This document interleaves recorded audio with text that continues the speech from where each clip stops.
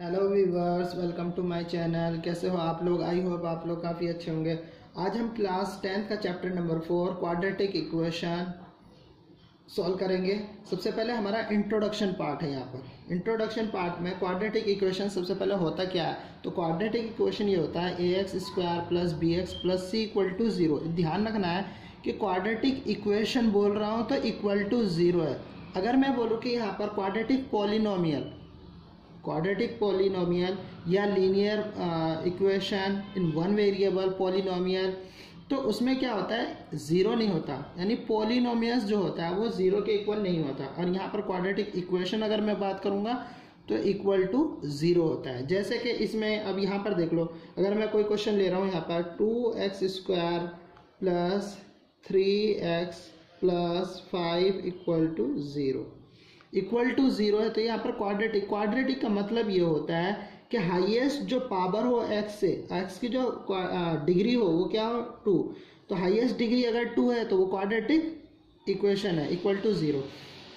ठीक है, यानी पावर डिग्री किसको बोलते हैं, पावर को ही डिग्री बोलते हैं यहाँ पर। तो यहाँ पर ये हो गया क्वाड्रेटिक इक्वेशन। अब यहाँ पर थोड़ा सा हम जो चैप्टर हमारा 3 था linear equation in one variable, जो 2 चैप्टर है, चैप्टर सेकंड है हमारा linear equation in one variable, तो उसमें हमें बताना था। तो थोड़ा सा मैं इंट्रोडक्शन में पार्ट में थोड़ा समझा देता हूँ कि लीनियर इक्वेशन होता क्या है। लीनियर इक्वेशन ये होता है, जैसे यहाँ पर हो गया हमारा ax plus b equal to 0। ठीक है, ये होता है हमारा लीनियर इक्वेशन, क्योंकि यहाँ पर जो है पावर क्या है, यहाँ पर 1 है, तो ये हो जाएगा हमारा लीनियर इक्वेशन। जैसे क्वेश्चन में अगर मैं ले लूँ 2x प्लस 5 इक्वल टू 0, तो ये हो गया हमारा लीनियर इक्वेशन।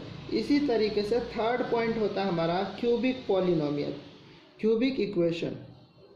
अगर मैं पॉलिनोमियल की बात करूँ तो वो होता है यहाँ पर नॉट इक्वल टू 0, यानी 0 के इक्वल नहीं होता। और ये एक चीज़ और याद रखना है कि क्वाड्रेटिक इक्वेशन में a नॉट इक्वल टू 0, जो a है वो 0 नहीं होना चाहिए। अगर यहाँ पर सपोज 0 हो जाता है तो पूरा 0 हो जाएगा, यानी लीनियर हो जाएगा।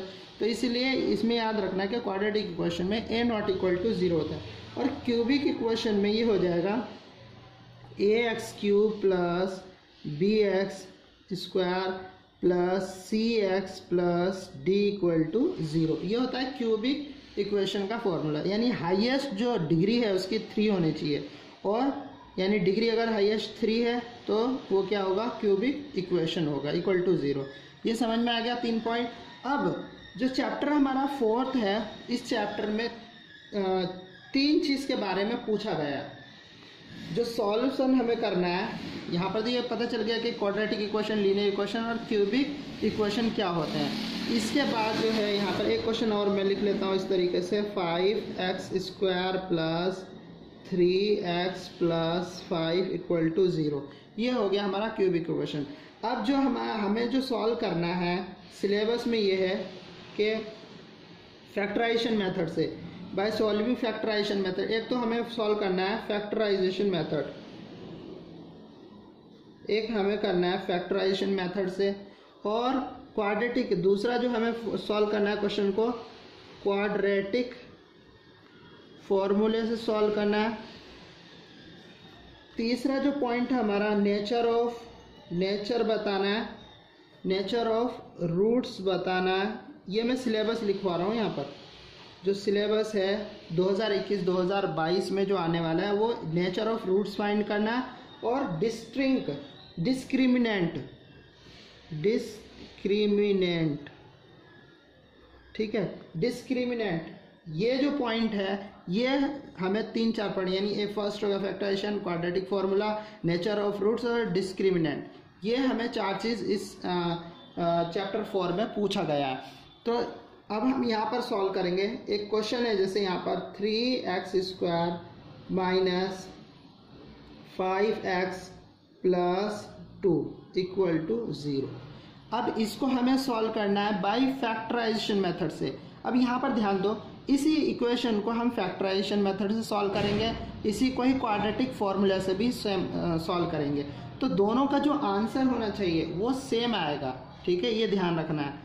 दोनों का जो आंसर है, एक क्वेश्चन दे देगा, या तो बोलेगा वो कि फैक्टराइजेशन मेथड से सॉल्व करो और क्वाड्रेटिक फार्मूला से भी इसका सॉल्व करो, ठीक है। और नेचर ऑफ रूट्स कैसा है इसका ये फाइंड करो, डिस्क्रिमिनेंट, तो इसी क्वेश्चन से सारी चीज़ फाइंड करना है और इस चैप्टर में यही बताया गया। तो सबसे पहले हम सॉल्यूशन में यहाँ लिख लेंगे बाय सॉल्विंग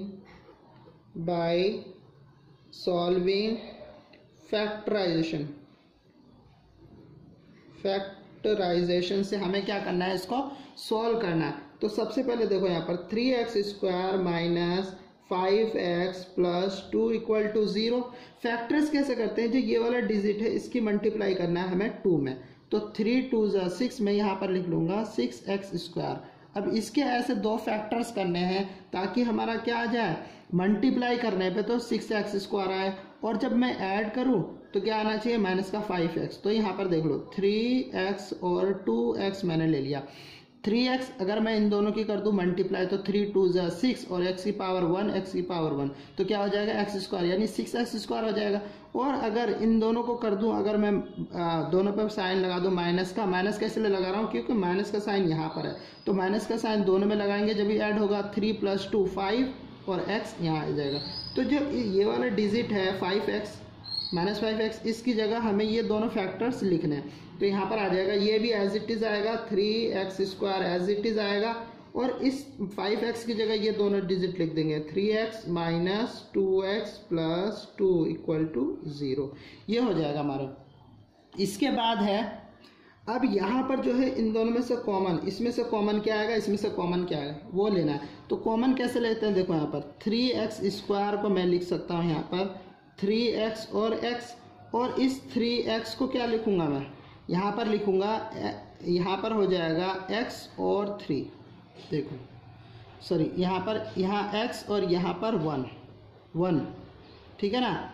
x क्योंकि मल्टीप्लाई जब मैं करूँगा तो 3 1 3x मल्टीप्लाई 1 3x आएगा और 3x मल्टीप्लाई x तो 3x² आएगा। तो जो कॉमन है वो क्या आएगा, जो दोनों तरफ होता है वो कॉमन आता है, यानी 3x इधर भी है और इधर भी है।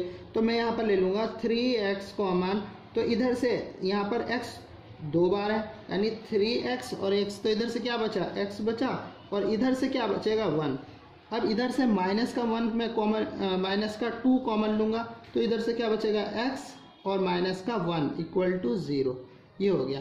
अब यहाँ पर इन दोनों में से भी कॉमन लेना है, तो x - 1, ये इधर भी है x - 1, इसका मतलब हमारा फैक्टर सही है, तो x - 1 कॉमन ले लेंगे तो इधर बचेगा 3x - 2 इक्वल टू 0। अब इसके हमें क्या करना है, रूट्स निकालना है, तो x - 1 इक्वल टू 0 और 3x - 2 इक्वल टू 0। तो ये हो जाएगा हमारा यहाँ पर x इक्वल टू 1 और x इक्वल टू 2/3। देयरफॉर यहाँ पर लिख देंगे आंसर में, देयरफॉर रूट्स आर, ये हो जाएगा x की 1 और 2/3, ये हो जाएगा हमारा फाइनल आंसर। ओके, ये तो हमने सॉल्व किया बाय फैक्टराइजेशन मेथड से। अब इसी क्वेश्चंस को हमें सॉल्व करना है बाय क्वाड्रेटिक फार्मूला, ठीक है। तो मैं यहाँ पर क्वेश्चन लिख लेता हूँ इसी तरीके से, 3x² minus 5x plus 2 equal to 0, solving by quadratic formula. इसको लिखना है सॉल्विंग बाय क्वाड्रेटिक फार्मूला। इसको हमें किससे सॉल्व करना है, क्वाड्रेटिक फार्मूला से। तो क्वाड्रेटिक फार्मूला क्या होता है, सबसे पहले ये जानेंगे, x equal to -b plus minus square root of b² minus 4ac upon में 2a, ये होता है क्वाड्रेटिक फार्मूला, ठीक है। अब यहाँ पर देखो x की वैल्यू यहाँ पर क्वाड्रेटिक फार्मूले से हमें सॉल्व करना है, जो अब यहाँ पर देख लो ये हो जाएगा। अब इसमें जो a है वो क्या है, 3 हो जाएगा। ये क्वेश्चन है, इक्वेशन में a क्या है, 3 है, और b क्या है यहाँ पर -5 और c क्या है 2। तो यहाँ पर रखेंगे इसमें।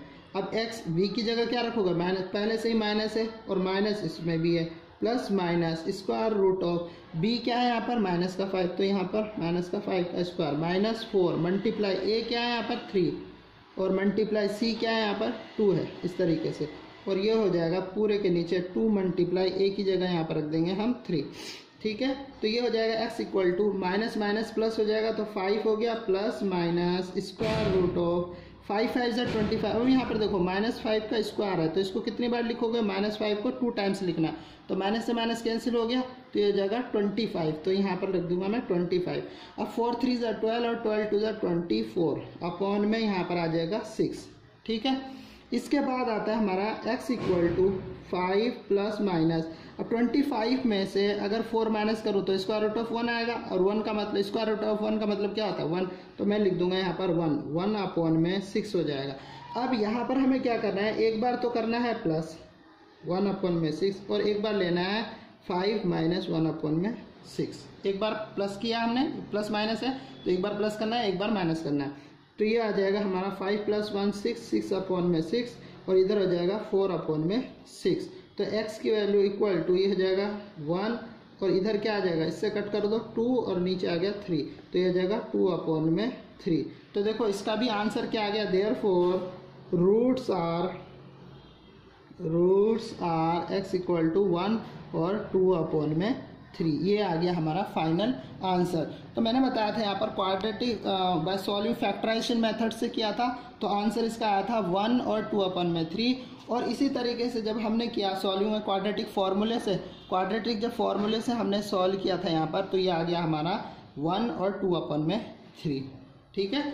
ये हो गया हमारा क्वाड्रेटिक फार्मूला। इसके बाद इसी का एक दूसरा पॉइंट हमें क्या फाइंड करना है, नेचर फाइंड करना है कि नेचर ऑफ रूट्स कैसा है इसका। तो इसी क्वेश्चन को हम ले लेंगे यहाँ पर, जैसे 3x square minus 5x plus 2 equal to 0। अब नेचर ऑफ रूट्स कैसे निकालते हैं, डिस्क्रिमिनेंट कैसे निकालते हैं आप यहाँ पर देखो, ये हो गया a हमारा क्या है 3 है, b क्या है -5, और c क्या है यहाँ पर 2 है, ठीक है। तो यहाँ पर जो है फॉर्मूला होता है b स्क्वायर माइनस 4ac। अगर b square minus 4ac greater than 0 हो तो इसको बोलते हैं टू डिस्टिंक्ट रूट, ठीक है, 2 डिस्टिंक्ट रूट्स निकलेगा इसका। और अगर b square minus 4ac equal to 0 होता है तो ये हो जाएगा 2 इक्वल रियल रूट्स, ठीक है। ये हो जाएगा हमारा दूसरा पॉइंट। तीसरा पॉइंट ये होता है b square minus 4ac less than 0, तो नो रियल रूट्स होगा इसका, नो रियल रूट्स, ठीक है। ये हो जाएगा हमारा थर्ड पॉइंट। तो सबसे पहले क्वेश्चन उतार लेते हैं दोबारा से, 3x square minus 5x plus 2 equal to 0। अब यहाँ पर b square minus 4ac point, तो b क्या है यहाँ पर माइनस का 5 का whole square minus 4 multiply a क्या है यहाँ पर 3 है, और c क्या है 2 है, इक्वल टू 0। तो ये हो जाएगा 25 माइनस 24, तो ये हो जाएगा इक्वल टू 25 में से 24 गए 1 ग्रेटर देन 0, यानी 0 से 1 बड़ा है तो क्या होगा, अभी बताया था अगर 0 से बड़ा है तो 2 डिस्टिंक्ट रियल रूट्स आ जाएगा, यहाँ पर लिख लेना रियल रूट्स। तो ये हो जाएगा, हम लिख देंगे 2 डिस्टिंक्ट रियल रूट, ठीक है। ये हो गया हमारा फाइनल आंसर। इसके बाद है दूसरा पॉइंट, यहाँ पर जो दूसरा पॉइंट मैंने बोला था b square minus 4ac equal to 0, ये वाला कंडीशन इसमें हमें बताना है कि यहाँ पर 4x स्क्वायर लिया मैंने, 4x प्लस 1 इक्वल टू 0, ये इक्वेशन है। तो इसमें क्या है, a क्या है यहाँ पर 4 है, b क्या है माइनस का 4 है, और c क्या है 1 है, ठीक है, इस तरीके से। तो अब यहाँ पर हो जाएगा b स्क्वायर माइनस 4ac, तो b की जगह क्या रखेंगे -4 का स्क्वायर, 4 मल्टीप्लाई a की जगह 4 मल्टीप्लाई 1, तो ये हो जाएगा 16 माइनस 4 4 जो 16। अब 16 में 16 गए 0, तो जब 0 आता है, मैंने बोला था अगर b स्क्वायर माइनस 4ac 0 होता है तो क्या हो जाएगा, रूट्स कैसा होगा, 2 इक्वल रियल रूट्स हो जाएगा। तो हम लिख देंगे 2 इक्वल रियल रूट्स, ठीक है, समझ गए इस तरीके से। अब तीसरा पॉइंट है, तीसरा पॉइंट ये होगा b square minus 4ac less than 0। तो इसका एक एग्जांपल ले रहा हूँ मैं कि यहाँ पर 5x स्क्वायर है, ठीक है, और यहाँ पर minus 6x plus 3 equal to 0, ये हो गया। अब बी स्क्वायर माइनस 4ac, तो b की जगह क्या रखोगे, माइनस 6x का स्क्वायर माइनस 4 मल्टीप्लाई 5 मल्टीप्लाई 3। देखो बी स्क्वायर यहाँ पर क्या है 6 है, तो माइनस 6 का स्क्वायर मैं यहाँ पर लिख लेता हूँ, a हमारा 5, b हो गया माइनस 6 और c हो गया यहाँ पर 3, ठीक है। अब यहाँ पर देखो 6 6 जा 36, 5 4 जा 20 और 3 कितना हो गया 60, तो 60 हो गया। अब ये देखो 60 माइनस 36, ये बड़ा है तो यहाँ आ जाएगा हमारा माइनस का 10 में 6 गया 4 और 5 में 3 गया 2, 24 आ गया। ये लेस देन हो गया 0, यानी 0 बड़ा है माइनस 24 छोटा है। तो इसमें क्या होगा, इसको बोल देगा, अभी मैंने बोला था कि जब b square minus 4ac less than 0 होगा तो नो रियल रूट्स, तो यहाँ पर हम लिख देंगे नो रियल रूट्स। ये हो गया हमारा फाइनल आंसर। आई होप ये जो क्वेश्चंस है अच्छे से समझ में आया होगा। आप लोग को जो होमवर्क में करना है वो जो क्वेश्चन मैं लिखा रहा हूँ उससे लिख लेंगे आप लोग, ये इसको सॉल्व करना है आप लोगों को। तो फर्स्ट यहाँ पर 2x square plus 11x plus 12, दूसरा पॉइंट है 3x square plus 13x plus 4, तीसरा पॉइंट है यहाँ पर 4x square plus 5x plus 1, और चौथा पॉइंट है 3x square plus 11x plus 14, ठीक है। और पांचवा पॉइंट है यहाँ पर 2x square minus 5x minus 12। इन सब जो 5 क्वेश्चन आप लोगों को दिए हैं मैंने करने के लिए, ये आप लोग अगर अच्छे से कर लेते हैं तो इस चैप्टर के जितने भी क्वेश्चन से आप लोग कवर कर सकते हैं और आपको इस चैप्टर के अच्छे मार्क्स आने वाले हैं, ठीक है, जो मैंने बताया। तो आई होप ये एक्सरसाइज अच्छे से समझ में आया होगा। गाइस मेरे चैनल को लाइक और सब्सक्राइब करना ना भूलें। Thank you for watching.